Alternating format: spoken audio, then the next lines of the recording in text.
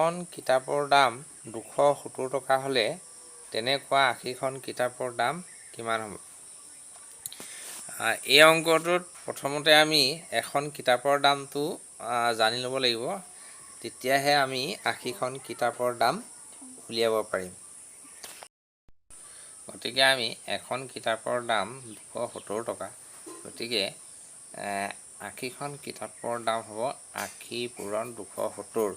এইটো পূৰণ কৰিলে আমি পাম 21,600। এয়াই হ'ব ইয়াৰ উত্তৰ। ইয়াৰ পিছত 3 নম্বৰ প্ৰশ্নটো দিছে, কাবেৰীহটৰ নিকেতনৰ মাহিলী শুল্ক 650 টকা। গতিকে এবছৰত শুল্ক কিমান হ'ব আমাক উলিয়াবলৈ দিছে।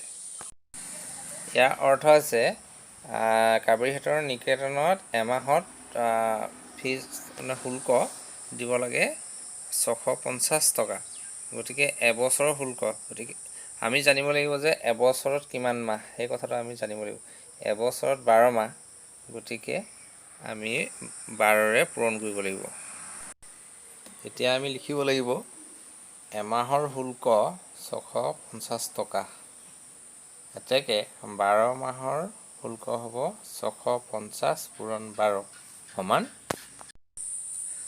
7,800 টকা। এইবাৰ আমি 7 নম্বৰ অংকটোলৈ আহিছোঁ। এখন চাহ বাগিচাত 208টা শাৰী আছে। এটা শাৰীত 120 জোপাকৈ চাহ গছ আছে।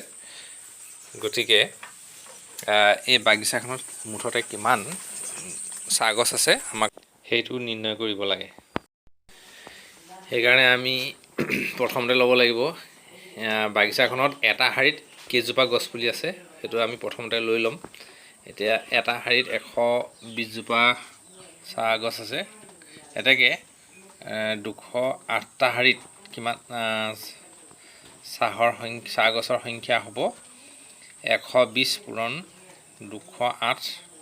এই দুটা সংখ্যা পূৰণ কৰিলে আমি পাম 24,960।